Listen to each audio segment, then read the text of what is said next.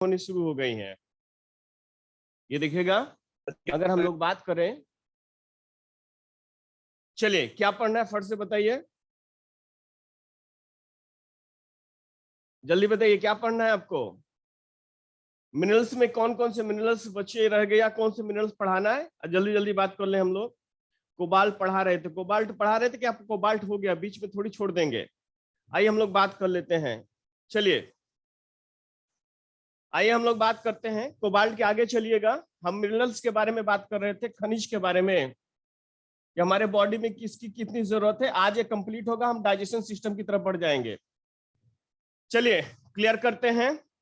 आइए हम लोग बात कर लेते हैं मिनरल्स में, और कुछ मिनरल्स, क्लोरीन वगैरह हो गया था, आप बताएंगे क्लोरीन हो गया था क्या? चलिए बताइए, हो गया था। अच्छा, कैल्शियम हुआ था कि नहीं हुआ था? कैल्शियम हुआ था।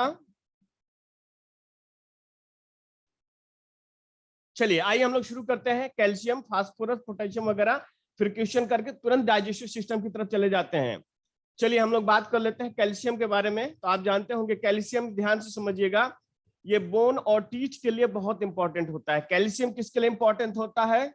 बोन के लिए प्लस टीथ के लिए। दो चीज आप जानते रहिएगा, हड्डी और दांतों के लिए हमें जरूरत पड़ती है किसकी? कैल्शियम की जरूरत पड़ती है। इसके अलावा क्या करता है? ये विटामिन के साथ ब्लड क्लॉटिंग की सहायक होता है। अगला पॉइंट किसके लिए जरूरत होता है? हमने आपको बताया था, विटामिन के। विटामिन के क्या करता है? ध्यान से सुनिएगा, विटामिन के क्या करता है? हम पढ़ा चुके हैं, विटामिन के क्या करता है, जल्दी से बताएं। पढ़ा चुका है, विटामिन के साथ क्या करता है? ब्लड क्लॉटिंग में सहायक होता है। विटामिन के साथ ये देखिएगा, ब्लड क्लॉटिंग में ये देखिएगा एसोसिएट्स होता है, ब्लड क्लॉटिंग में सहायक होता है। ये देखिएगा, क्लियर हो जाना चाहिए। कैल्शियम आप जानते हैं बोन और टीथ के लिए, हड्डी और दांतों के लिए बहुत जरूरी होता है। ठीक, ये देखिएगा दूसरा क्या होता है, विटामिन के साथ अगर हम लोग बात करें, यहां देखिएगा आवाज क्लियर आ रही होगी। अगर हम लोग बात करें तो विटामिन के, देखिएगा विटामिन के साथ क्या काम करता है? Blood clotting. ये ब्लड क्लॉटिंग में क्या होता है? सहायक होता है। इसलिए आपके लिए कैल्शियम का होना बहुत जरूरी है। अगर ये कैल्शियम नहीं रहेगा तो प्रॉब्लम्स बढ़ जाएगी। चलिए, इसके अलावा हम लोग बात करते हैं कि अगर कैल्शियम की शरीर में कमी हो जाए, ये देखिएगा हम लोग बात करेंगे कैल्शियम की कमी से कौन सा रोग होता है। ये देखिएगा इस कमी से क्या हो सकता है। चलिए बताइएगा, कमी से क्या होगा? अगर इसकी अधिकता हो जाती है तो क्या होती है? ठीक, आइए आप हमें बताइए कैल्शियम की कमी से क्या हो सकता है। आप सब विटामिन वगैरह में पढ़ चुके हैं, कैल्शियम की कमी से हड्डियां कमजोर हो जाती हैं। ठीक, ये बच्चों में रिकेट्स जो होता है ना, वो एक्चुअली कैल्शियम की कमी से, विटामिन आप पढ़े होंगे सारा। ये देखिएगा, हम बात करें कैल्शियम कमी से हो जाएगा तो रिकेट्स हो जाएगा। और रिकेट्स किस में होता है? बच्चों में, पढ़ा चुका हूं। ठीक, यानी जिस विटामिन के बारे में आप बात कर रहे हैं, ये देखिएगा ध्यान से समझिएगा, क्लियर हुआ? अगर ये बच्चों में रिकेट्स हो सकता है अगर कैल्शियम की कमी हो गई। चलिए, ऑस्टियोमलेशिया किस में हो सकता है? ये देखिएगा, अगर इसकी कमी हो गई ऑस्टियोमलेशिया हो जाएगा। हम ये सब पढ़ा चुके हैं, इसको बताने की जरूरत नहीं है। ऑस्टियोमलेशिया ये किस में होता है? ठीक, एडल्ट में हो जाएगा। ये दिखेगा, ये किस में हो जाएगा? बड़ों में, एडल्ट में प्रॉब्लम हो जाता है। और वृद्धों में, वृद्धों में क्या हो जाता है? ऑस्टियोप्रोसिस। आप जानते होंगे क्या हो जाता है? ऑस्टियोप्रोसिस, ये वृद्धों वृद्धों में हो जाता है, ऑस्टियोपोरोसिस। अगर कभी विटामिन के अलावा कोई मिनरल्स पूछ लिया तो आपको यही बताना पड़ेगा कि ये देखिए, अगर कैल्शियम की कमी हो जाएगी, चूंकि हड्डियों से जुड़ा हुआ रोग है, चाहे रिकेट्स हो, चाहे ऑस्टियोमलेशिया हो, चाहे ऑस्टियोपोरोसिस हो, ये देखिए ये मिनरल्स होते हैं। अगर इन मिनरल्स की कमी हो गई आपके बॉडी में तो क्या हो सकता है? बच्चों में रिकेट्स हो जाएगा, बड़ों में क्या हो जाएगा? ऑस्टियोमलेशिया हो जाएगा, और वृद्धों में क्या हो जाता है? ऑस्टियोपोरोसिस। ये वृद्धों में होता है, हम आपको बताए थे इसको। इसमें क्या होता है, ध्यान से समझिएगा, ऑस्टियोपोरोसिस में क्या होता है? हड्डियां क्या होती? खोखली हो जाती हैं, और वो क्या करती हैं? वो टूट जाती हैं। ये सब मैं पढ़ा चुका हूं, पढ़ाने की जरूरत नहीं है। ये सब मैं पढ़ा चुका, बस आपको बता रहा हूं कि अगर कभी इस तरह के मिनरल्स के बारे में पूछे तो आप बता सकें। ये दिखेगा, क्लियर हो जाना चाहिए। यहां पर एक चीज और जानिएगा, ऑस्टियोपोरोसिस में बोन डेंसिटी लो हो जाता है। ठीक, कभी पूछ लिया गया तो बोन डेंसिटी क्या होता है, लो हो जाता है। क्यों? क्योंकि वो खाली रहता है जगह जगह। हम आपको बताए थे, ये हमारी अगर मान लीजिए ये है तो इसमें पोरोसिस होते हैं, ये दिखेगा इस तरह से, हमने आपको बताया था। ठीक, ये दिखेगा धीरे धीरे क्या होता है, डेंसिटी कम हो जाएगी। ये देख रहे हैं ऐसे, ठीक ऐसे हो जाएगा। एक चीज इससे प्रॉब्लम आती है, इससे बोन डेंसिटी लो हो जाती है। तो कभी इस तरह से पूछ लिया गया किससे बोन डेंसिटी लो होता है, हम जब बोन पढ़ेंगे तो आपको बताएंगे इस चीज के बारे में। ये दिखेगा इससे क्या होता है, बोन डेंसिटी लो भी हो जाता है। क्लियर हो जाना चाहिए। तो हमने आपसे बताया कैल्शियम क्या है, ध्यान से सुनिएगा, ये बोन और टीथ के लिए बड़ी जरूरत होता है। ठीक, आप जानते होंगे इसकी कमी से क्या होता है, रिकेट्स बच्चों में, एडल्ट में ऑस्टियोमेलेसिस, ओल्ड एज में ऑस्टियोपोरोसिस होता है। और ऑस्टियोपोरोसिस में बोन डेंसिटी लो हो जाता है, यानी क्या होता है कि आपकी हड्डी भुरभुरी हो जाती है और जहां चाहे वहां से टूट सकती है। प्रॉब्लम ये हो जाती है। क्लियर हो जाना चाहिए। आइए हम लोग बात करते हैं कि अगर हमारे बॉडी में कैल्शियम की अधिकता हो गई तो कौन सी बीमारी हो जाएगी। एनीबॉडी टेल मी, अगर हमारे बॉडी में क्या हो जाएगा। ठीक, अरे हिंदी में कहां से लाएंगे, विज्ञान हिंदी में नहीं लिखा गया है। चलिए हम लोग बात करेंगे, कह रहे हिंदी में, हिंदी में का मतलब हड्डी निम्न हड्डी घनत्व तो बोलते हैं इसको, बोन डेंसिटी लो को इसे बीडीएल बोलते हैं। भाई इसी तरह से पूछा ही जाता है, ये बीडीएल बोलते हैं इसको। इसका हिंदी क्या होगा, ये देखिए, बोन माने हड्डी होता है, डेंसिटी माने घनत्व होता है, लो माने निम्न। ठीक, निम्न हड्डी घनत्व। ठीक, तो ये सब, चलिए ये सब मत, ये बीडीएल इसको बोलते हैं। चलिए आइए हम लोग बात करें, बोन्स माने हड्डी होता है। भाई अरे आप लोग भी गजब माहौल बनाए हुए हैं। ये दिखेगा, ये हड्डी है और ये दांत है। आपके पास दोनों चीजें हैं, चेक कर लीजिएगा। ये देखिए ये दांत है, अभी हम लोग इसमें पढ़ेंगे, दांत दिखाई दे रहा है, और ये सब जान रहे हैं ना, ये बोन है, ये सब बोन से बना हुआ है, आप जानते होंगे, हम बता चुके हैं। क्लियर हो गया। तो हमने आपसे बताया कि इसकी कमी से रिकेट्स, ऑस्टियोमलेशिया, ऑस्टियोपोरोसिस। लेकिन इसकी अधिकता अगर हमारे बॉडी में, अगर हमने कैल्शियम बहुत ज्यादा ले लिया तो क्या हो जाएगा। ठीक, ये दिखेगा क्या हो सकता है, आप जानते होंगे एक बीमारी का नाम सुने होंगे, ठीक, कि किडनी स्टोन। और किडनी स्टोन कैल्शियम ऑक्सलेट, यानी कैल्शियम की अधिकता से, कैल्शियम ऑक्सलेट की अधिकता से क्या हो जाता है, किडनी स्टोन हो जाता है। तो कभी पूछ लिया जाए, अगर आपके प्रॉब्लम होगा उसमें भी देखिएगा, तो आप क्या हो जाए, किडनी स्टोन हो जाता है। इसकी अधिकता से क्या हो जाता है, किडनी स्टोन हो जाता है। किडनी स्टोन बहुत बार पूछा गया है। और किडनी स्टोन किससे होता है, कैल्शियम ऑक्सलेट से होता है। ठीक, क्या होता है, कैल्शियम ऑक्सलेट। ये दिखेगा किससे होता है, कैल्शियम ऑक्सलेट से होता है। चलिए हम हिंदी में लिख दिए, तो इसकी अधिकता से कैल्शियम ऑक्सलेट हो जाता है। यानी अगर आपके किडनी में दिखेगा कैल्शियम की अधिकता होगी तो स्टोन के रूप में बन जाता है। आप जानते हैं जिसको हिंदी में कहते हैं पथरी हो जाना, क्या कहते हैं, पथरी हो गया है। आप देखेंगे आपके घर में कोई ना कोई ऐसा व्यक्ति रहा होगा, ठीक, वो कहीं ना कहीं क्या होता है कि उसमें देखेगा ये हो जाता है। तो यहाँ पर भी कैल्शियम आपको दिखाई दे रहा होगा। चलिए आइए हम लोग बात कर लेते हैं, इसका प्रश्न है कि ये किसमें मिलता है। तो आप बहुत सारे सोर्स हैं, आप बेहतर जानते होंगे, बहुत सारा सोर्स है इसके लिए। आप जानते हैं सबसे बढ़िया स्रोत में क्या करिए, क्या ले लीजिएगा आप, दूध, अंडा, मांस, फल, जो भी लेना है। तो इसके रिच सोर्स में आप मिल्क ले सकते हैं, बहुत बढ़िया होता है।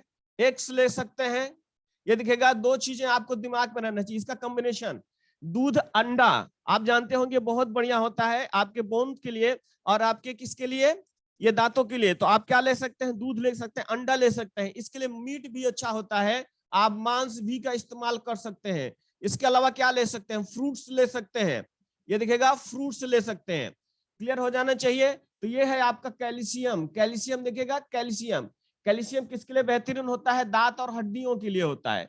इसमें विटामिन के साथ क्या करता है, ब्लड क्लॉटिंग में सहायक होता है। ये देखिए पहला पॉइंट है। ठीक, अब ये दिखेगा दूसरा इसमें है कि इसकी कमी से क्यों होगा, रिकेट्स, ऑस्टियोमेलेशिया, ऑस्टियोपोरोसिस। अधिकता से क्या होता है, किडनी स्टोन हो जाता है। कैल्शियम ऑक्सलेट की अधिकता से क्या होता है, किडनी स्टोन या पथरी हो जाता है। किसमें मिलेगा ये, मिल्क आप इस्तेमाल कर लीजिएगा, एग्स ले लीजिएगा, मीट्स ले लीजिएगा यानी मांस खा लीजिएगा, फ्रूट्स खा लीजिएगा।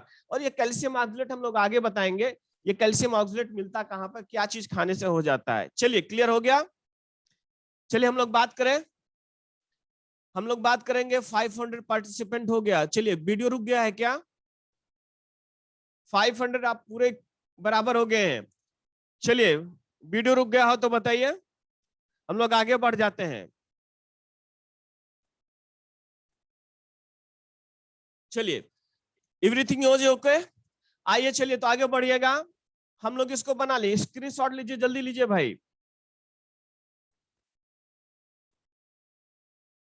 ओके आगे बढ़ूं, बहुत छोटा छोटा चीज कौन ये खत्म हो रहा है, कुछ क्वेश्चंस करके हम लोग आगे बढ़ जाते हैं, बहुत हो गया काफी दिन से पढ़ रहे हैं इसको। चलिए हटा देता हूं। चलिए यहाँ पे बॉन्ड, इस पर कॉन्सेंट्रेट रहिए भाई।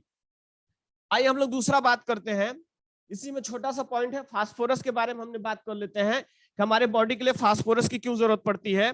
ये देखिएगा यहाँ हम लोग बात करते हैं फास्फोरस, थोड़ा सा छोटा छोटा पॉइंट है, हमने आपसे बताए थे। ये फास्फोरस ले लेते हैं। फास्फोरस भी क्या होता है, बोन और टीथ के लिए बहुत महत्वपूर्ण होता है। जो हड्डियां बनी होती हैं ये कैल्शियम और फास्फोरस से ही बनी होती हैं। क्लियर हो जाना चाहिए। तो हम लोग क्या बात कर रहे हैं, ध्यान से सुन लीजिएगा। बोन और टीथ के लिए बहुत महत्वपूर्ण होता है, इसमें कुछ आपको ज्यादा नहीं पढ़ना है। बोन के लिए और किसके लिए जरूरत होती है, ये इसकी टीथ के लिए। देखिएगा ये देखिए, बोन माने हड्डी, हड्डी और दांतों के लिए इसकी बड़ी जरूरत पड़ती है। क्लियर हो जाना चाहिए आपके दिमाग में। इसके अलावा क्या काम करता है, ध्यान से सुनिए, और क्या काम करता है, डीएनए और आरएनए की सिंथेसिस में इसकी जरूरत पड़ती है। हम लोग ये जानते रहिएगा, फास्फोरस, डीएनए, हम डीएनए जब पढ़ेंगे, जब जेनेटिक्स पढ़ेंगे, ठीक, और आरएनए, ठीक, आरएनए डीऑक्सीराइबोन्यूक्लिक एसिड, और ये देखिए राइबोन्यूक्लिक एसिड के सिंथेसिस में या संश्लेषण में सहायक होता है। ये दिखेगा संश्लेषण में सहायक। आपको कुछ नहीं पढ़ना, बस इतना ही पढ़ लेना है, यही से प्रश्न पूछा जाता है। डीएनए और आरएनए में सहायक होता है संश्लेषण में, सिंथेसिस में। आप जानते होंगे डीएनए के लिए हम लोग जानते हैं मानव में, आरएनए स्पेशली क्या होता है, ये जेनेटिक्स कोड्स होते हैं। हम लोग जानते हैं अगर पैतृक गुण के लिए इसकी जरूरत पड़ती है, ठीक, किसी में भी, स्पेशली आप ह्यूमन की बात करें तो बहुत हमको जरूरत पड़ती है, ठीक। दूसरा आरएनए, आरएनए भी जेनेटिक्स आप जानते होंगे अपना चेंज कर रहा है। ये दिखेगा इसके लिए भी स्पेशली किसमें, वायरस, वायरस। ये देखिएगा इसीलिए कि हम लोग कोरोना को क्यों नहीं पकड़ पाते हैं, वो अपना जेनेटिक चेंज कर रहा है बार बार। आपको कोई हथियार बनाए उसको मारने के लिए, मान लीजिए तीर बनाए आपको मारना है, अचानक क्या हो गया, वो मच्छर बन जाता है, अपना रूप बदल ले रहा है, बार बार रूप बदल ले रहा है, इसलिए कोरोना को हम पकड़ नहीं पा रहे हैं। जैसे एचआईवी वायरस क्या होता है, क्यों हम उसका वैक्सीनेशन नहीं बना पा रहे हैं आज, वो क्या है कि अपना रूप बदल देता है। कोरोना वायरस में भी होता है कि हम जिस उसका म्यूटेंट को बनाते हैं और सोचते हैं कि इस पर अटैक करेंगे, वो अपना रूप चेंज कर लेता है, ठीक। और जैसे रूप चेंज कर लिया तो वो हमारे मेडिसिन और हमारा जो वो है क्या बोलते हैं वैक्सीनेशन, वो काम बहुत बढ़िया नहीं कर पा रहा है। तो ये क्या करते हैं, ध्यान से समझिएगा, हम डीएनए और आरएनए का पढ़ेंगे जब जेनेटिक्स पढ़ेंगे तो यही याद रखिएगा, डीएनए और आरएनए इसके संश्लेषण में सहायक होता है। फास्फोरस कहां से मिलेगा, आप ध्यान से समझिए, कुछ नहीं पढ़ना है आपको, बस वही पढ़ना है। आपको मिल्क भी एक सोर्स होता है, ये दूध में भी मिलता है, फ्रूट्स में मिलता है, आप देखिएगा आपको यहाँ पढ़ना है, ये वेजिटेबल्स में मिलता है, ये सारा चीज ये आपसे नहीं पूछा जाता है, इसको पढ़ने की जरूरत नहीं है। चलिए दूध और अंडा लीजिएगा तो सारा आपको मिल जाएगा, दूध और अंडा ले लीजिएगा तो आपको सारा मिल जाएगा। चलिए लास्ट एक हम लोग पढ़ लेते हैं, पोटेशियम। पोटेशियम को भी कुछ नहीं पढ़ना है, बस छोटा सा एक पॉइंट यहाँ पढ़ लेना है, पोटेशियम, ये सब इंपॉर्टेंट एक एक लाइन का है। पोटेशियम आप जानते होंगे, पोटेशियम के एक ही काम है, ये सोडियम को बैलेंस करता है। अगर आपसे पूछ लिया जाए पोटेशियम क्या करता है, तो सोडियम को बैलेंस करता है, बस यही एक पॉइंट याद रखना है, सोडियम को बैलेंस करता है, सोडियम को बैलेंस करता है, बैलेंस करता है। आप ये बताइएगा सोडियम बैलेंस करने का मतलब क्या समझ रहे होंगे। हमने कहा अगर सोडियम की अधिकता हो जाए या कमी हो जाए, तो सोडियम की अधिकता से कौन सा रोग होता है, आप बताएंगे, सोडियम की अधिकता से कौन सा रोग होता है। हम पढ़ा चुके हैं भाई, क्या होता है सोडियम अधिक हो जाए, हाई बीपी होता है, या आप जानते होंगे हाई बीपी होता है। अगर मान लीजिए सोडियम की कमी हो जाए तो लो बीपी होता है, ठीक। इसके काम में जरूरत पड़ती है इसको, क्लियर हो गया। तो पोटेशियम, ये पोटेशियम क्या करता है, सोडियम को बैलेंस करता है, और सोडियम क्या करता है हमारे, ये देखिए ब्लड प्रेशर को वो मेंटेन करता है। अगर इसकी अधिकता हुई तो ये हाई ब्लड प्रेशर, और इसकी कमी हो जाती है तो लो ब्लड प्रेशर। ठीक, पोटेशियम, पोटेशियम यहाँ देखिएगा एक बढ़िया रिच सोर्स कहाँ होता है इसका, अगर आपसे पूछा जाएगा तो एप्पल होता है। क्या होता है, रिच सोर्स होता है एप्पल। इसीलिए हृदय रोगियों को सेब खाने की सलाह दी जाती है। क्या दी जाती है, हृदय रोगियों को सेब खाने की सलाह दी जाती है। इसका रिच सोर्स होता है एप्पल। एक अगर आप सेब खाते हैं तो आपका हृदय, आपका दिल क्या होता है, वो बहुत अच्छा रहता है, बहुत स्मूथली क्या करता है, वो धड़कता है। इसलिए कहा जाता है कि एक जो है एप्पल क्या करिए आप रोज मॉर्निंग में खा लीजिए, तो आपको दिल की बीमारी नहीं लगेगी। और दिल का बीमारी का मतलब आप जानते होंगे, ये high blood pressure, low blood pressure से बड़ा संबंध होता है। चलिए, क्लियर हो गया। इसका स्क्रीनशॉट ले लीजिए, हम आप क्वेश्चन करवाते हैं आपको। आइए हम लोग क्वेश्चन कर लेते हैं।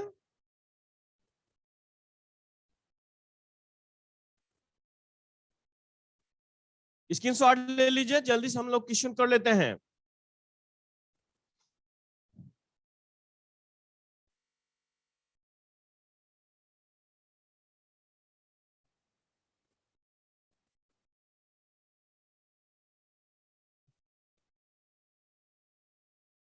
चलिए, क्लियर हो गया। आइए चलिए हम लोग क्वेश्चन कर लेते हैं। देखिए, हम आपसे पहले बता रहे हैं कि 20 जून से सीटेट का फॉर्म जो है आपको अप्लाई करना होगा। तो इस समय आप CTET, TET, super TET, REET और पेट का एग्जाम भी संभवतः अगस्त में हो सकता है। पेट जो एग्जाम चल रहा है उसका भी डेट लगभग 2-4 दिन में सब स्कीम आ जाएगा। यानी आपका जुलाई के बाद से एग्जाम की शुरुआत हो जाएगी। अगस्त, सितंबर, अक्टूबर, नवंबर, दिसंबर तक सारे एग्जाम्स हो जाएंगे। आइए क्वेश्चन हम लोग कर लेते हैं। अभी अभी जो मैंने किया वहां पर देखिए एक प्रश्न पूछा गया, हम उसकी चर्चा करेंगे। ये देखिए यूपी पीसीएस 2014 का क्वेश्चन था, और इसे रिपीट किया यूपी पीसीएस 2019 और राजस्थान के रीट 2019 में। ठीक, यहां देखिएगा सेब का, ये दिखेगा सेब हृदय रोगियों के लिए, हृदय रोगियों के लिए मैं दिखा रहा हूं कैसे प्रश्न पूछा गया। लाभदायक होता है, लाभदायक होता है क्योंकि, क्योंकि ऑप्शन में दिया हुआ था। देखिएगा क्वेश्चन में आप देखिए बहुत अच्छा प्रश्न पूछा गया, क्योंकि सोडियम और पोटेशियम होता है। आपको सोडियम और पोटेशियम होता है, पोटेशियम होता है। ऑप्शन बी था कैल्शियम होता है। ऑप्शन सी था पोटेशियम होता है। ऑप्शन था पोटेशियम, ठीक, और ऑप्शन डी था कोई नहीं। चलिए एक क्वेश्चन ये देख लीजिएगा, अच्छा सा प्रश्न पूछा गया था, हम लोग बात कर रहे हैं। दूसरा एक प्रश्न था प्रोटीन और वसा। ये देखिएगा अगला प्रश्न है प्रोटीन एवं वसा दोनों की प्रचुर मात्रा होती है, दोनों की प्रचुर मात्रा होती है।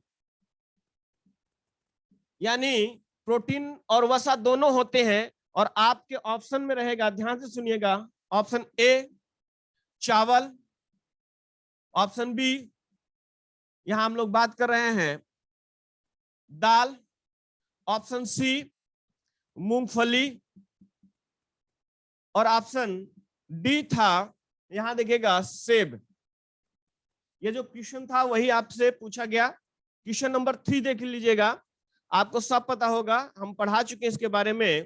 ठीक, मानव शरीरों में पेशियों के संकुचन के लिए आवश्यक है, मानव शरीर के पेशियों, पेशियों का मसल्स, ये देखो हम आपको बताए थे, इसके लिए मानव शरीर के पेशियों के संकुचन के लिए, संकुचन के लिए आवश्यक होता है, आवश्यक होता है। ऑप्शन देखिएगा, मानव शरीर के पेशियों के संकुचन के लिए आवश्यक होता है। ऑप्शन ए था सोडियम, ऑप्शन बी था पोटेशियम, यहां देखिएगा सोडियम, पोटेशियम, ठीक। ऑप्शन सी था यहां पर अगर हम लोग बात कर ले क्लोरीन, और ऑप्शन डी था फ्लोरीन। भाई आपको कहें आप हमारे क्लास लेते समय कॉल मत किया करें, हम किसी का कॉल रिसीव नहीं कर पाएंगे। चलिए क्वेश्चन नंबर 1, क्वेश्चन नंबर 2 और क्वेश्चन नंबर 3 तीनों पढ़ा चुका हूं। आप बताइए सेफ हृदय रोगियों के लिए क्यों जरूरत होता है? ठीक, तो आप जानते होंगे, सही जवाब दीजिएगा। तो आप जानते हैं पहले क्या होगा, क्या आप जानते होंगे? यहां देखिएगा क्या होगा, पहले क्या होगा, इसमें क्या होता है, पोटेशियम होता है। कैल्शियम को मत चेक कर दीजिएगा, ठीक, पढ़ाने के बाद भी गलत कर रहे हैं। प्रोटीन और वसा दोनों की मात्रा, क्वेश्चन नंबर 2 का जवाब दीजिए। क्वेश्चन नंबर 2, प्रोटीन और वसा दोनों की प्रचुर मात्रा किसमें होती है? ठीक, 2 का सी मूंग में होती है। अच्छा, अलग से पढ़ रहे हैं। चलिए, अच्छा मूंगफली, सॉरी, हाँ मूंगफली होता है, सॉरी मूंगफली होता है। और इसमें क्या किया, मानव शरीर के लिए ऑप्शन क्वेश्चन नंबर 3 का आंसर बताइए क्या होगा? ए होगा, सोडियम। ये सारे क्वेश्चंस आए हुए हैं, ऐसे ही क्वेश्चन पूछे जाएंगे जिनका जवाब आपको देना होगा। क्लियर हो जाना चाहिए। तो ये दिखेगा सेब क्यों खाया जाता है, इसमें पोटेशियम और हार्ट के लिए बहुत बढ़िया होता है। दूसरा, प्रोटीन और वसा मूंगफली, आपको भूख भी लगी है और प्रोटीन भी चाहिए तो आप मूंगफली खा सकते हैं। तीसरा है मानव शरीर के पेशियों के संकुचन जो करता है उसके लिए हमने बताया था सोडियम बहुत जरूरी होता है। चलिए, ये था आपका पूरा का पूरा, हमने क्या न्यूट्रिशन के बारे में था, हमने कंप्लीट कर लिया। आइए मानव शरीर का अंग तथा पाचन क्रिया डाइजेशन सिस्टम की शुरुआत करते हैं। एक नया टॉपिक आज ये कंप्लीट हो गया। क्वेश्चन मैंने करवा दिया, आप कर लेंगे। चलिए स्क्रीनशॉट खत्म करिए, आइए हम लोग बात कर लेते हैं, जल्दी करें।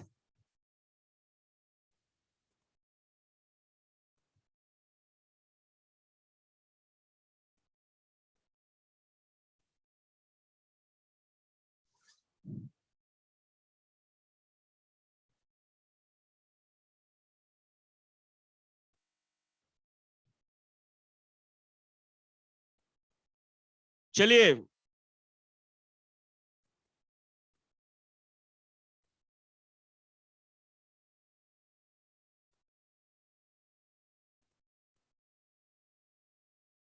क्लियर हो गया?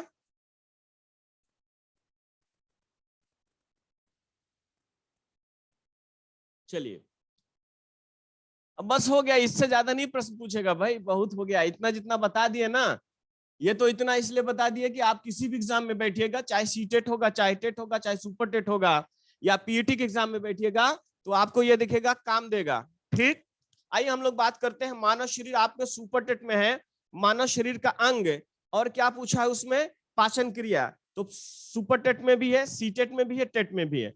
तो मानव शरीर का अंग जो इंटरनल पार्ट है उसकी बात करेंगे, प्लस हम लोग क्या बात करेंगे, पाचन क्रिया। एक नया टॉपिक शुरू होने जा रहा है आपका, मानव शरीर का अंग, मानव शरीर का अंग, ह्यूमन बॉडी, इसी नाम से है आपने सुपर टेट में। और प्लस पाचन क्रिया, इसी में तो होगा क्योंकि मानव शरीर के में ही तो पाचन क्रिया हो सकती है। पाचन क्रिया यानी डाइजेशन सिस्टम के बारे में हम बात करेंगे। क्या बात करेंगे? डाइजेशन सिस्टम के बारे में बात करेंगे। चलिए क्लियर हो जाना चाहिए।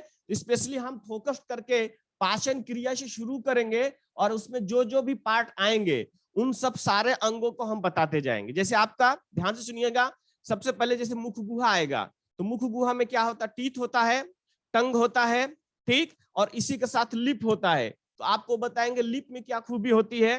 ठीक, आपको शायद ये पता ना होगा, आज मैं आपको बता रहा हूं। ये जो हमारा लिप है बड़ा सेंसिटिव पार्ट होता है, और पूरे बॉडी में यही एक ऐसा पार्ट होता है जो ऑयली नहीं होता है।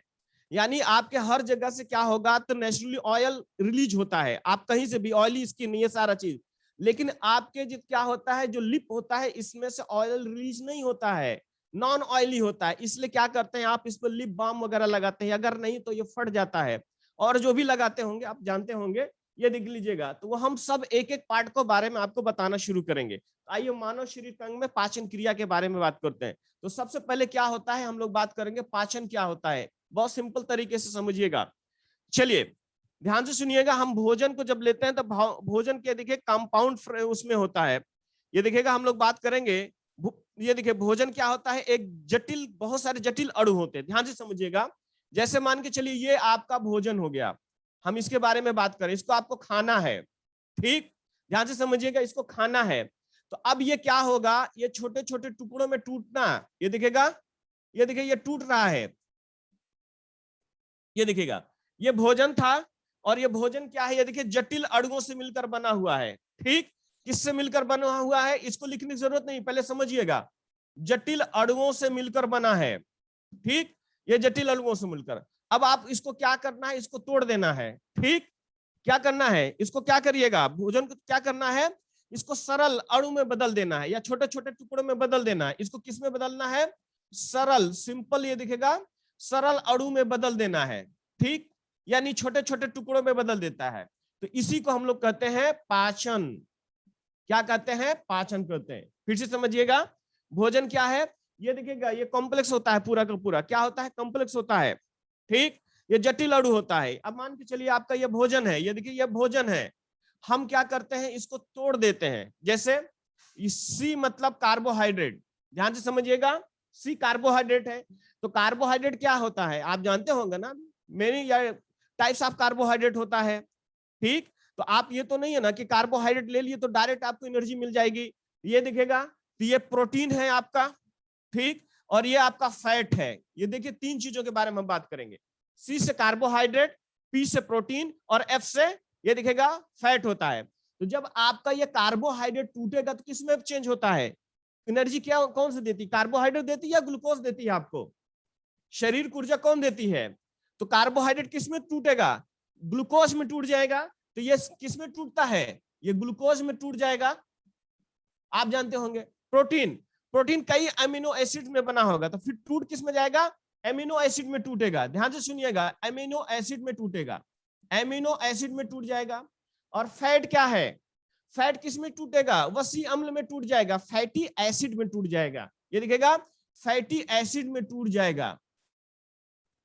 और इसी को हम लोग कहते हैं पाचन, ठीक। फिर से समझ लीजिएगा, आपसे पूछा जाएगा ग्लूकोज का सिंपल फॉर्म, सॉरी कार्बोहाइड्रेट का सिंपल फॉर्म क्या होगा, तो आप कह सकते हैं कि ये देखिए ग्लूकोज होता है, यानी कार्बोहाइड्रेट टूटकर हमें ग्लूकोज से एनर्जी देता है। दूसरा प्रोटीन क्या है, टूटेगा तो एमिनो एसिड में टूटेगा, और ये फैट टूटेगा तो फैटी एसिड या वसी अम्ल बोलते हैं इसको, वसी अम्ल में टूट जाता है, ठीक, वसी अम्ल में टूट जाता है। तो क्लियर हो गया। ये देखिएगा भोजन किससे बना होता है, ध्यान से सुनिएगा, जटिल अणुओं से बना होता है, कॉम्प्लेक्स देखिएगा किससे बना होता है, जटिल अणुओं से। और आप क्या करते हैं, इसको तोड़ते हैं, तोड़ने में कौन कौन सा अंग होगा अभी हम बात करेंगे, ठीक। तो ये टूटता है तो छोटे छोटे देखिए सरल अणु में बन जाते हैं, इसी को हम लोग क्या कहते हैं, पाचन कहते हैं। क्लियर हुआ।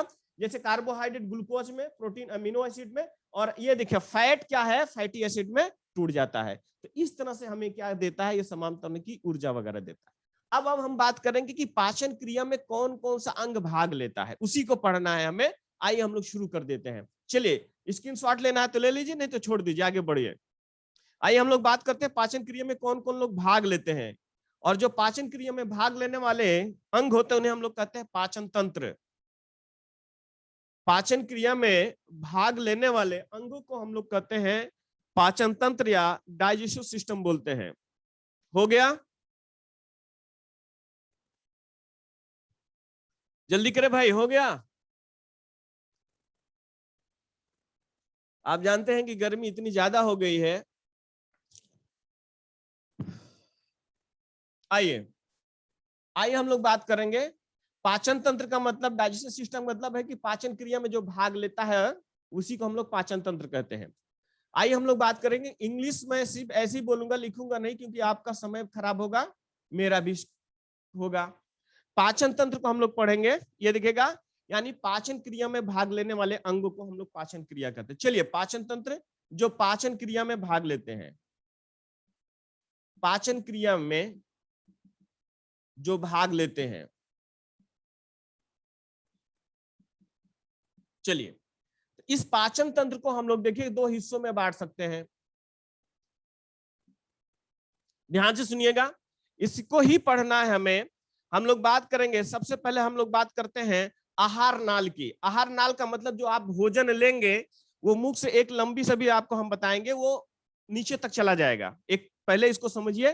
तो पहले हम लोग उसको कहते हैं आहार नाल, या उसे हम बोलते हैं एलिमेंट्री कैनाल बोलते हैं। कैनाल माने समझते हैं ना, कैलान मतलब नहर, जिससे नहर मतलब जिससे पानी जा रहा है, तो यानी वह पाइप जिससे भोजन जा रहा हो, यानी भोजन कहां कहां से होकर गुजरता है। तो हम बात करेंगे एलिमेंट्री कैनाल या आहार नाल के बारे में। ये दिखेगा आहार नाल के बारे में, इसे हम लोग बोलते हैं एलिमेंट्री कैनाल बोलते हैं, एलिमेंट्री कैनाल बोलते हैं। ठीक, आहार नाल बोलते हैं, ये ध्यान से समझिएगा। अगर ये आहार नाल का मतलब है जहां से भोजन गुजरता है, जिस जिस अंग से भोजन गुजरेगा उसे हम लोग एलिमेंट्री कैनाल बोलेंगे। सिंपल भाषा में समझिएगा।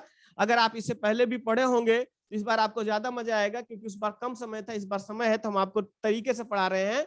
हमने कहा आहार नाल का मतलब है जहां जहां से भोजन गुजरेगा, इसके अलावा जिन जगहों का नाम लूंगा उसके अलावा और भोजन कहीं नहीं गुजरेगा। आहार नाल मतलब ये होता है, देखिएगा आपसे पूछा जाएगा तो कितना लंबा होता है, यानी आहार नाल मतलब जहां से भोजन गुजरता है, जहां से भोजन गुजरता है। ठीक, पहला पॉइंट, जहां से भोजन गुजरेगा उसे हम लोग क्या बोलेंगे, आहार नाल बोलेंगे। ये कितना होता है तो कह दिए 9 मीटर होता है। आपसे अगर पूछा जाएगा 9 मीटर लगभग 32 फीट या 33 फीट आसपास बनेगा। चलिए, क्लियर हो जाना चाहिए। अब इसमें आता कौन कौन सा है। सबसे पहले होता है मुख गुहा। आहार नाल का भाग देखिए कौन कौन सा है। भाग में देखिएगा पहला है मुख गुहा, मुख गुहा। ठीक, यहां देखिएगा मुख गुहा होता है। हम यहां पर इसके साथ साथ ये कंपेयर भी कर लेते हैं। एक तो आहार नाल होता है, दूसरा आप कौन सा होता है, ध्यान से समझिएगा, एकदम क्लियर, घर पे नहीं पढ़ने की जरूरत है, बस यहाँ पढ़ के छोड़ दीजिएगा उसे। दूसरा होता है डाइजेस्टिव ग्लैंड होता है। दूसरा क्या होता है, डाइजेस्टिव ग्लैंड होता है, जिसे हम लोग कहते हैं पाचन ग्रंथि। यहां देखिए दूसरा क्या होता है, पाचन ग्रंथि होती है, पाचन ग्रंथि। ग्लैंड का मतलब होता है जब जिससे कुछ ना कुछ कोई पदार्थ निकलता है। ग्लैंड आपको पढ़ाएंगे आगे। ग्लैंड का मतलब होता है जिससे कोई ना कोई पदार्थ निकलता है, उसे हम लोग ग्लैंड बोलते हैं। इसे डाइजेस्टिव ग्लैंड बोलते हैं। क्या बोलेंगे आप लोग इसे, डाइजेस्टिव ग्लैंड बोलेंगे, डाइजेस्टिव ग्लैंड बोलेंगे। चलिए, आइए हम लोग बात कर लिए हैं डाइजेस्टिव ग्लैंड के बारे में। अगर हम मुख गुहा की बात करेंगे, यहां देखिएगा तो ये मुख गुहा में देखिएगा कौन सी डाइजेस्टिव ग्लैंड होती है, आप बताइएगा। लार ग्लैंड, यानी आप क्या बोलते हैं उसे, लाल ग्रंथि या सेलेवरी ग्लैंड बोलते हैं। मुख गुहा में कौन सा होगा, लार ग्रंथि होती है। ध्यान से समझिए, इसको ऐसे समझिएगा तभी समझ में आ जाएगा। ये देखिएगा, हमने आपसे बताया मुख गुहा, मुख गुहा में कौन सी ग्लैंड होती है, ये देखिएगा लार ग्रंथि होती है। ये देखिएगा इसी मुख गुहा का भाग होगा आपका, टीथ होगा, टंग होगा और आपका लिप होगा। चलिए, एकदम दिमाग में बैठाए रहिएगा। दूसरा हम लोग बात करते हैं, इसके बाद जो आता है हम लोग बात करते हैं ग्रास नली, फूड पाइप जिसे बोलते हैं। दूसरा आपका आता है, ये पहला हो गया, तो दूसरा आपका आता है ग्रास नली, इसे हम लोग फूड पाइप बोलते हैं, फूड पाइप। यहां भोजन पचता नहीं है, केवल ये क्या काम करता है, पहुंचाता है। क्या पहुंचाता है, भोजन को, इसलिए यहां पर कोई ग्लैंड नहीं होती है। तीसरा आइएगा, हम लोग पढ़ेंगे इसे, तीसरा बहुत बढ़िया से। पहले मुख गुहा, फिर ग्रास नली। ग्रास नली के बाद ये भोजन कहां चला जाता है, स्टोमक में या अमाशय में चला जाएगा। अमाशय में, अमाशय जिसे हम लोग कहते हैं स्टोमक में चला जाएगा। तो आप बताइए स्टोमक में से क्या कोई चीज निकलता है, आप बता सकते हैं, कुछ निकलेगा कि नहीं निकलेगा। ठीक, आप जानते होंगे ना, यहाँ पर गैस्ट्रिक ग्लैंड होता है, गैस्ट्रिक जूस निकलता है, कौन सा होगा, यहाँ देखिए गैस्ट्रिक ग्लैंड होता है, गैस्ट्रिक ग्लैंड होता है। इसको ऐसे समझिएगा, क्लियर हो गया। आइए हम लोग अगला पॉइंट पढ़ते हैं। अमाशय के बाद ये भोजन कहाँ चला जाता है, आंत में चला जाता है। कहां पे चला जाएगा, इंटेस्टाइन में चला जाएगा, आंत में चला जाएगा। ठीक, और आंत में भी देखिए दो आंत होता है, एक तो होता है स्मॉल इंटेस्टाइन, छोटी आंत, और एक होता है बड़ी आंत, बड़ी आंत। ये देखिएगा छोटी आंत और बड़ी आंत।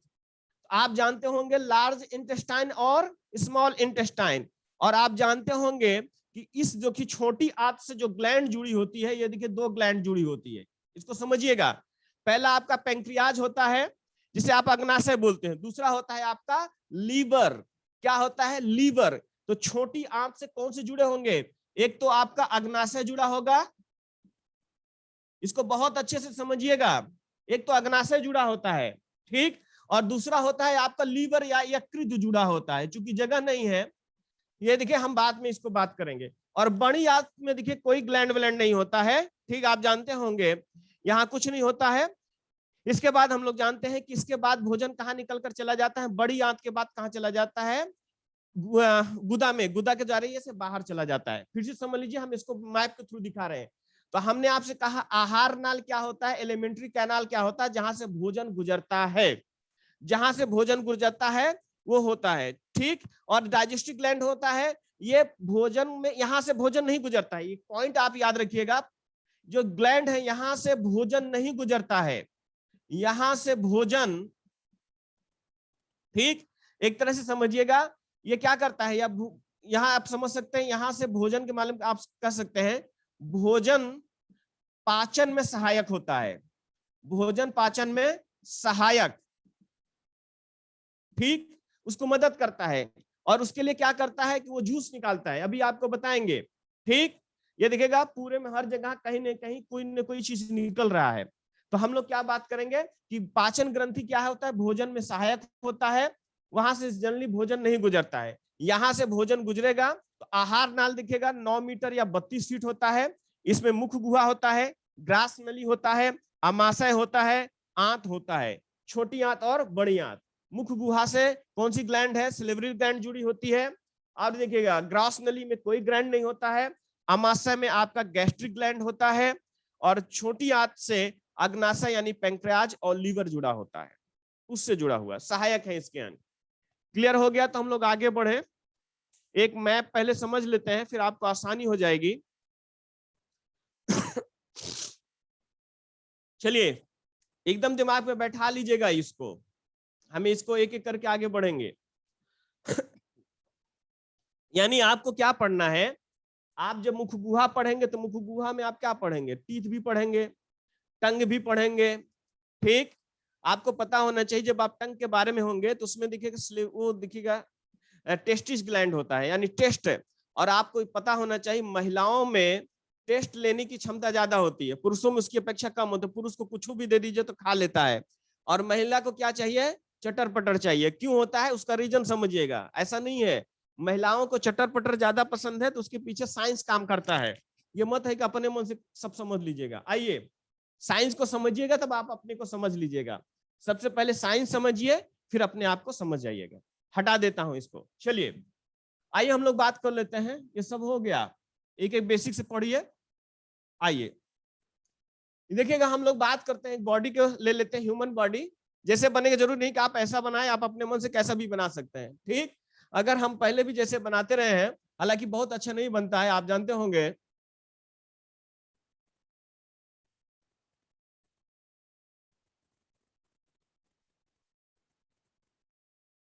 यहां देखिएगा हम लोग बात कर रहे हैं, यहां देखिएगा इसके बारे में हम लोग बात करेंगे।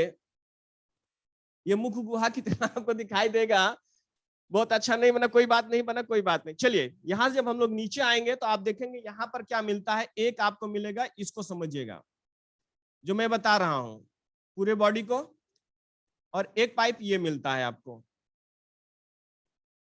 चलिए ये वाला जो हिस्सा होता है, आप दिखाई दे रहा होगा आपको, इस तरह से बना होगा, इसे हम लोग क्या कहते हैं? श्वास नली। आप देखिए श्वास नली और आपके भोजन की नली अलग अलग होती है, ठीक। ये देखिएगा ये क्या है आपका, पहले तो ये समझिएगा, ये है आपका मुख गुहा, मुख गुहा है, ठीक। आप जानते होंगे ये क्या है आपका? मुख गुहा है। और इस मुख गुहा को आप लोग क्या कहते हैं? आप किस नाम से जानते हैं? बक्कल कैविटी के नाम से भी जानते हैं। कभी पूछा जाए तो आप इसको किस नाम से जानेंगे? बक्कल कैविटी या ओरल कैविटी के नाम से जानते हैं, ठीक। ये देखिएगा इससे हम लोग कहते हैं बक्कल कैविटी, या इसे हम लोग कहते हैं ओरल कैविटी, जो भी कहना कह लीजिए। यहां देखिएगा हम लोग बात कर रहे हैं, इनकी आंखें आपको दिखाई दे, चलिए छोड़ दिया, इसी समझ लीजिएगा। यह है आपकी श्वास नली, और इसीलिए कहा जाता है खाते समय ज्यादा मत बोलिए। अगर बोलिएगा तो क्या दिक्कत हो जाएगी कि भोजन वहां जाके फंस जाएगा। और ये वाला जो हिस्सा आपको दिखाई दे रहा है इसे हम लोग कहते हैं ग्रास नली। चलिए दोबारा मिटा के नहीं बनाऊंगा, थोड़ा और अच्छा बन सकता था लेकिन नहीं बना, कोई बात नहीं। चलिए आप समझ लीजिएगा इसी तरह से। चलिए वो ज्यादा इंपॉर्टेंट नहीं है, दोबारा बनाऊंगा तो बन जाए। ये ग्रास नली है और उसके बगल में देखिए श्वास नली आपको दिखाई दे रही है। अब ये जो आपकी ग्रास नली होती है ये किस में जुड़ी होती है? स्टमक से जुड़ी होती है। आप जानते होंगे किससे जुड़ी होती है? स्टमक से जुड़ी होती है। इस तरह समझिएगा, ये आपका स्टमक होता है, हम लोग बात कर रहे हैं, ये है आपका स्टमक। पहले हम लोग समझते थे, आप भी जानते होंगे, हम लोग समझते थे कि स्टमक मतलब जो आपका पूरा का छोटी वो जो चीज है उसी को हम लोग समझते हैं। ये क्या है? आपका स्टमक है। थोड़ा सा ये आप समझिएगा, ऐसे बना हुआ है। चलिए ये है आपका स्टमक। ये दिखेगा स्टमक किससे जुड़ा होता है आप जानते होंगे, ये दिखेगा ये छोटी आंत से जुड़ा होता है। आप इसको नीचे ले जाइएगा, ये दिखेगा, जैसे मैं बता रहा हूं इसको समझिएगा। ये देखिए छोटी आंत, लेकिन यहीं पर देखिएगा आपको मिलेगा अग्नाशय या पेंक्रियाज मिलेगा। ध्यान से समझिएगा, क्या मिलेगा आपको? अग्नाशय या पेंक्रियाज मिलेगा। दिमाग में बैठा लीजिएगा, यहां पर आपको मिलेगा, पत्ती के आकार का होता है, हम लोग पढ़ेंगे।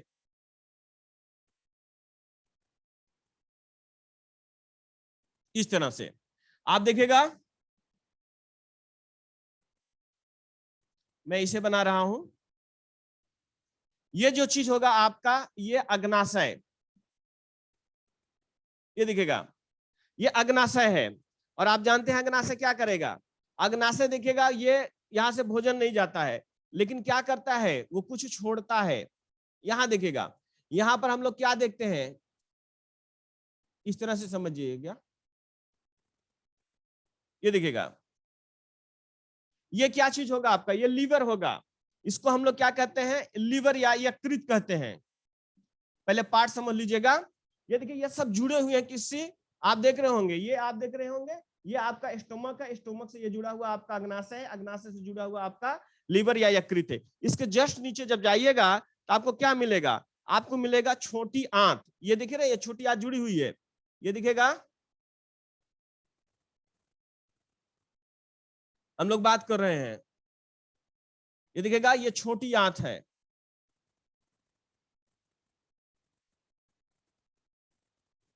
ये दिखेगा, ये क्या हो गई? बड़ी आंत। ध्यान से समझिएगा, मैं आपको जैसे बता रहा हूं वैसे समझिएगा, यहां समझिएगा,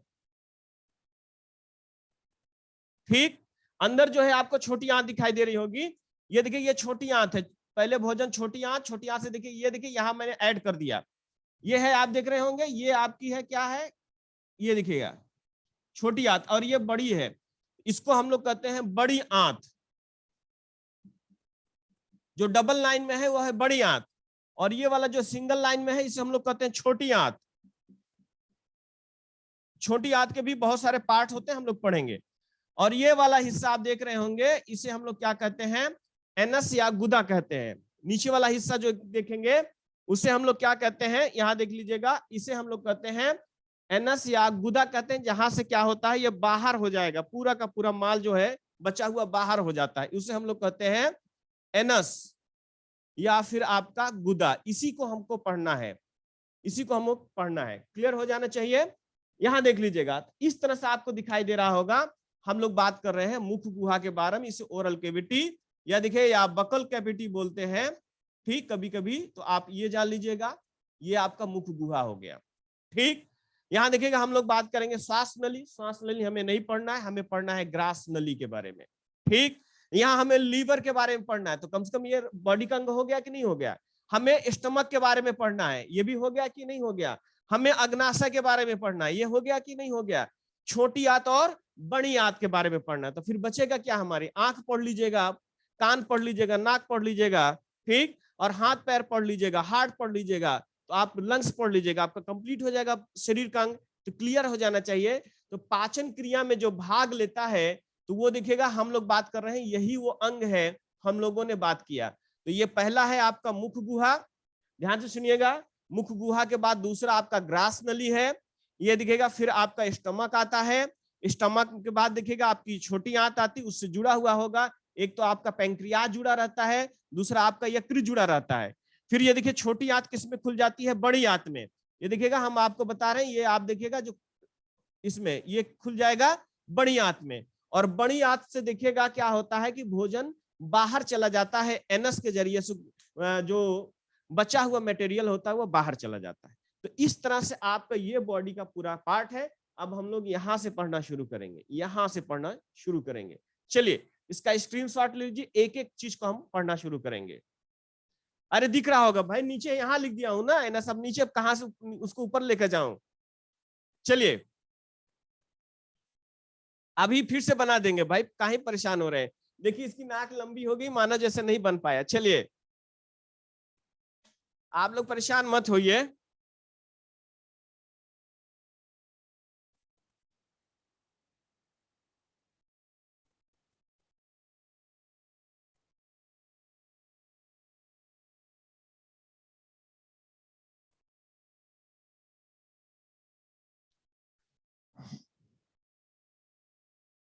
हो गया, आइए हम लोग चलते हैं, हटा दे रहे हैं। चलिए हम लोग आगे बढ़ जाते हैं। अब हम लोग जिसकी शुरुआत करेंगे तो मुख गुहा से शुरुआत करेंगे। हालांकि टाइम ऐसा है कि आइए हम लोग एक एक पार्ट को शुरू करते हैं। एकदम बढ़िया से पढ़िएगा भाई। आपको फिर से बार बार रिकॉल कर रहा हूं मैं कि आपने कल वाले में न्यूज में देखा होगा कि न्यूज में आया है कि 20 जून से आपका सीटेट का फॉर्म अप्लाई होगा। और तो हमको तो कहीं लग रहा है कहीं जुलाई में लोग एग्जाम न ले, जुलाई में नहीं तो अगस्त में एग्जाम हो सकता है आपके सीटेट का। तो मैं सीटेट को, टेट को, सुपर टेट को, पेट को, और जितने भी एग्जाम्स हो रहे हैं उन सबको लेकर ध्यान में चल रहा हूं। एकदम कंप्लीट रहिएगा आप लोग। मुख गुहा के सामने क्या लिखे थे, अभी लिख रहे हैं आप देखिएगा। मुख गुहा के सामने हम लोग क्या लिखे थे, आइए हम लोग शुरू करते हैं।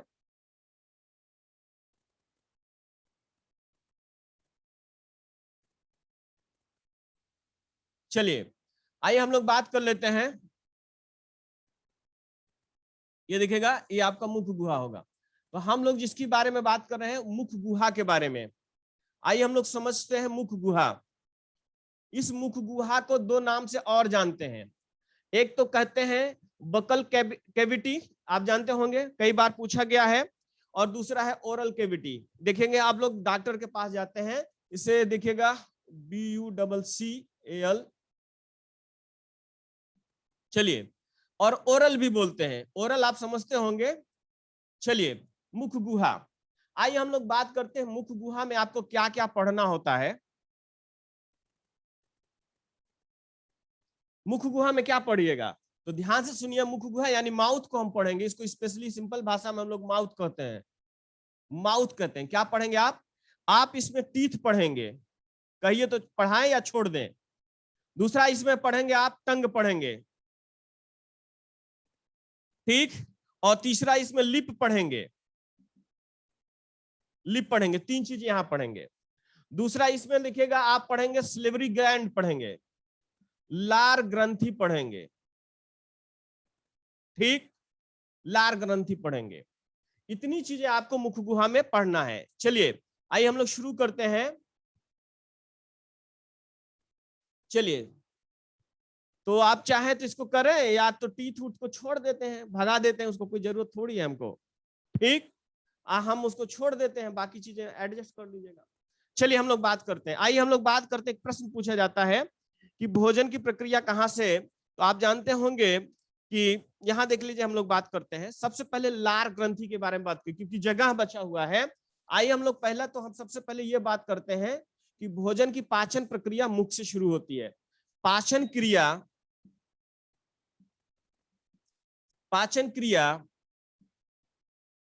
मुख से प्रारंभ होती है। पहला चीज यहां देखिएगा, हम लोग बात करते हैं लार ग्रंथि। चलिए, आप मुंह में कितनी लार ग्रंथि होती है, 3 लार ग्रंथियां होती हैं। ध्यान से सुनिएगा, अगर आपसे कभी पूछ लिया जाए कि कितनी ग्रंथियां होती है मनुष्य में, देखिएगा इसको हम स्लेवरी ग्लैंड बोलते हैं, ठीक। ये स्लेवरी ग्लैंड क्या करता है, लार निकालता है। ग्लैंड का काम क्या होता है, ध्यान से सुनिए। ग्लैंड क्या करेगा, ग्लैंड कुछ निकालेगा तो क्या निकालेगा, लार निकालता है। तो ये लार ग्रंथि क्या निकालता है, ये दिखेगा लार निकालता है। क्या निकालेगा, लार निकालता है। आज तो सबसे पहले हम लोग लार के बारे में पढ़ लेते हैं, कभी कभी आपसे पूछा जाता है तो आप बता सकते हैं लार के बारे में। चलिए हम लोग बात करते हैं लार के बारे में। चलिए आप बताइए, ये लार जो होता है, आप ये बताइए इसमें कितना % पानी होता है और कितना और क्या होता है, इसमें एंजाइम्स भी निकलते हैं। इस लार देखिएगा ये दो चीजों से मिलकर बना होता है, पहला तो वाटर और दूसरा होता है एंजाइम। ठीक, ये देखिए वाटर प्लस एंजाइम, तो 99% इसमें वाटर होता है, 1% एंजाइम होता है। चलिए ध्यान से सुनिए, पहले इसको कंप्लीट कर लेते हैं, बहुत छोटा सा टॉपिक है। लार में क्या होता है कि 99% क्या होता है, ये देखिएगा क्या होता है 99%, इसमें वाटर होता है और 1% क्या होता है, आप जानते होंगे 1% क्या होता है इसमें, आपने देखा होगा 1% क्या होता है इसमें, एंजाइम होता है। एकदम दिमाग में बैठा लीजिए, 1% एंजाइम होता है। चलिए हम लोग बात करते हैं। आपसे प्रश्न पूछा जा सकता है, जो लार निकलता है उसका पीएच मान भी कभी कभी पूछा गया है, तो लार का पीएच मान अगर पूछ लिया गया तो क्या होगा, बताइए पीएच मान क्या होगा लार का, बताए थे 6.8 होता है, 6.8 होता है। तो ये बताइए लार क्या होगा, एसिडिक होगा, क्षारीय होगा या अम्लीक होगा, बताइए आप बताइए। 7 से कम होता है तो क्या होता है, अम्लीय होता है, एसिडिक होगा। ठीक, आप जानते होंगे, और उससे ज्यादा होगा तो क्षार होता है, यानी ये क्या होता है, अम्लीय होता है। चलिए प्रश्न है, व्यक्ति दिन भर में कितना लार निकाल देता है, सबका अलग अलग, लेकिन एवरेज में आपके मुख से कितना लार टपकने लगता है। कुछ अच्छा चीज देखते होंगे, या जैसे खट्टी चीजों को हम जब देखते हैं तो अपने आप को क्या होता है, हमारी जैसे इमली का नाम सुनते ही क्या होता है, हमारे मुख में क्या होता है, लार भर जाता है। ठीक, और कभी कभी तो लार ऐसे ही टपकने लगता है। ठीक, तो आप जानते होंगे अम्लीय होता है। दूसरा लार कितना होगा, 1.5 लीटर। चलिए क्लियर हो जाना चाहिए। तो ये लार देखिए किससे निकलेगा, सिलिब्रिल ग्लैंड से, इसको हम लोग क्या बोलते हैं, सिलिब्रिल ग्लैंड बोलते हैं। ये लार निकला 1.5 लीटर निकला। ठीक, और इसका पीएच मान 6.8 हुआ, ये अम्लीय हुआ। इसमें 99% वाटर होता है, 1% एंजाइम होता है। तो आपसे पूछा जा सकता है कौन सा एंजाइम होता है, दो एंजाइम होता है, एक टाइलिन होता है और दूसरा क्या होता है, लाइसोजाइम होता है। आइए हम लोग बात करते हैं इस एंजाइम के बारे में। यहाँ चूंकि कवरिंग नहीं है पूरा, तो एंजाइम में देखिएगा दो एंजाइम निकलेगा, इसको हम लोग बात कर लेते हैं, बाद में बात करते हैं। यहां आइएगा, तो पहला जो होता है टाइलिन होता है, टाइलिन और लाइसोजाइम होता है, एकदम पूरा ये कंप्लीट हो जाएगा, लाइसोजाइम होता है। यहां से प्रश्न बहुत अच्छा पूछा जाता है। अब बताइए टाइलिन क्या करता है, बताइए जल्दी, क्या करता है। तो टाइलिन एंजाइम भोजन को चिकना करता है और स्टार्च को, आपको बताए थे ना, उसको माल्टोज में कन्वर्ट कर देता है। बहुत अच्छा प्रश्न पूछा गया है, ध्यान से सुनिएगा। क्या करता है, भोजन को चिकना करता तथा स्टार्च को क्या करता है, पचा जाता है। पचाने का मतलब स्टार्च कन्वर्ट हो जाता है माल्टोज में। ये देखिएगा जगह नहीं है, हम इसको ऐसे समझते हैं। तो टाइलिन क्या करता है, भोजन को चिकना करता है, पहला काम। अरे कुल मिला जुला के आप देखते होंगे जब लुगदी बन जाता है, कभी आप मुंह में रोटी खा रहे होते हो, चावल में नहीं, जब रोटी खा रहे होते होंगे, आप ध्यान से सुनिएगा मेरी बातों को, अगर अचानक आपके मुंह से वो चीज निकालना पड़े तो आप देखिएगा उसमें लसलसा सा लगा होता है। ठीक, वही चिकना होता है, आप जानते हैं वो टेस्टी होता है। चलिए ये देखिएगा, ये भोजन आप देख रहे होंगे, ये क्या करता है, इसको चिकना बनाता है। ठीक, और दूसरा ये देखिएगा स्टार्च को माल्टोज में बदल देता है। किस में बदल देता है, माल्टोज में। तो प्रश्न पूछा गया कि स्टार्च का पाचन कहां होता है, स्टार्च का पाचन मुख में हो जाता है, बाकी कार्बोहाइड्रेट बच जाएगा, पाचन मुख में। चलिए क्लियर हो गया। तो पहला आपने देखा टाइलिन एंजाइम को, ये भोजन को चिकना बनाता है। ठीक, ये दिखेगा टाइलिन भोजन को चिकना बनाता है। दूसरा स्टार्च को माल्टोज में चेंज कर देता है, यानी कंपाउंड को सिंपल में बना रहा है। और स्टार्च का पाचन कहां हो जाता है, मुख में हो जाता है। दूसरा लाइसोजाइम, ये देखिए दूसरा एंजाइम होता है लाइसोजाइम। लाइसोजाइम होता है। और लाइसोजाइम क्या करता है, जल्दी बताएं, लाइसोजाइम क्या होता है? इसलिए कभी कभी देखिएगा, अगर आप किसी का जूठा खाते हैं तो जूठा खाने से कभी कभी क्या होता है, मुंह में छाले वगैरह भी पड़ जाते हैं, लेकिन कुछ लोग के खाने से नहीं पड़ता है। ये सब क्यों होता है, ये हम कभी चर्चा करेंगे। ठीक, यहां देखिएगा लाइसोजाइम क्या करता है, जल्दी आप बताएं। जो भोजन के साथ बैक्टीरिया आता है उसको नष्ट करता है, अधिकांश बैक्टीरिया यहाँ नष्ट हो जाता है। ठीक, तो भोजन के साथ आए हुए बैक्टीरिया को नष्ट करता है। भोजन के साथ आए हुए बैक्टीरिया या जीवाणु को नष्ट करता है। देखिए नीचे दिख रहा है, यही तो समस्या, बहुत सेटिंग बड़ा गड़बड़ हो गया है आज। ठीक, यहां देखेगा, लिख लीजिएगा, भोजन के साथ आए हुए जीवाणु को क्या करता है, बैक्टीरिया को क्या करता है, नष्ट करता है। लाइसोजाइम क्या करता है, यहां देखिएगा, भोजन है, भोजन के साथ क्या आया है, जीवाणु आया है, और जीवाणु को क्या करता है, ये नष्ट करता है। ऐसे लिखेंगे तो आ जाएगा। क्लियर हो गया? चलिए, क्या करता है, नष्ट, फिर भी बाहर हो गया। यहां देख लीजिएगा, हम लोग लिख देते हैं ये नष्ट। चलिए, क्लियर हो गया? तो इतनी चीजें आपने देखा, इसको हटा दीजिए, अभी जगह ही नहीं बचा है तो क्या कर लीजिएगा इस चीज को। यहां देखिए, हमने सबसे पहले उसमें हम टीथ, टंग और लिप अगले क्लास में बात करेंगे, लेकिन पहले हम लोग ये दिखेगा स्लिवरी ग्लैंड के बारे में बात कर रहे हैं। इसको हम लोग क्या कहते हैं, ये दिखेगा स्लिवरी ग्लैंड में बोलते हैं। आप लोग पढ़े होंगे, बीएससी एमएससी में पढ़ेंगे, इसको हम स्लिवरी ग्लैंड बोलते हैं। इसमें लार निकलता है। ठीक, तो ये देखिए लार ग्रंथि में हम लोग लार के बारे में जाने, तो लार कितना निकलेगा, 1.5 लीटर के आसपास। पीएच मान क्या होगा, 6.9 यानी अम्लीय होगा। लार में 99% वाटर होता है, 1% एंजाइम होता है। कौन से एंजाइम होंगे, तो पहला एंजाइम टाइलिन होगा, दूसरा एंजाइम क्या होगा, लाइसोजाइम होगा। यहां देखिए, लाइसोजाइम क्या करता है, आप जो खाना खाते हैं उसके साथ जो बैक्टीरिया आया होता है उसको क्या कर देता है, वो किल कर देता है। क्लियर हो जाना चाहिए। ये दिखेगा, टाइलिन भोजन को चिकना बनाएगा और स्टार्च को माल्टोज में चेंज कर देता है। क्लियर हो जाना चाहिए। और ये लाइसोजाइम भोजन को जीवाणु से नष्ट। अब बात करते हैं, आपके मुख में कितने होते हैं लार ग्रंथि। ये कंप्लीट हो जाएगा, एक चीज आपका कंप्लीट हुआ। आप बताइए आपके मुख में कितने होते हैं। चलिए, आप जानते होंगे कितने होते हैं, जल्दी बताएं भाई, कितने होते हैं?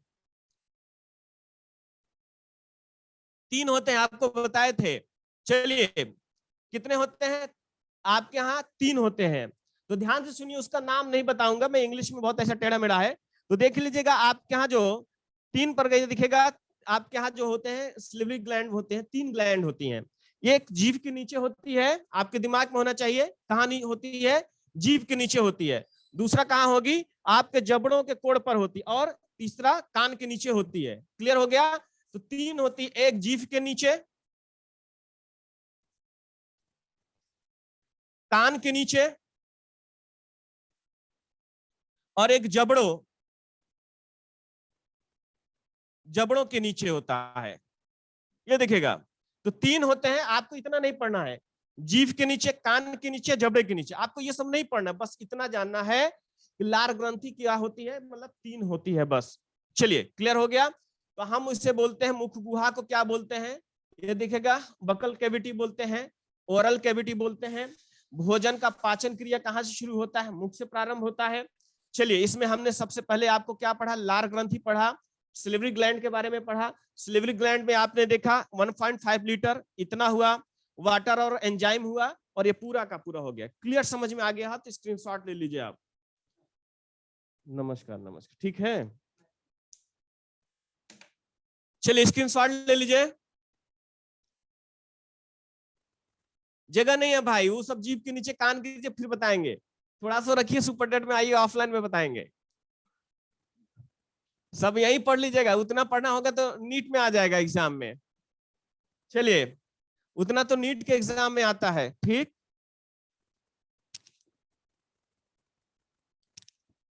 चलिए, आज की क्लास बस यहीं तक। हमको लगता है आप लोगों को क्लासेस अच्छी लगी होंगी। आप लोग 500 के एकदम डिजिट बनाए हुए हैं। चलिए, थैंक यू आज के लिए। कुछ पूछना है, कुछ बात करना है तो बताइए, मैं आपको अनम्यूट कर रहा हूँ। अब अगली क्लास चलेगी आपकी।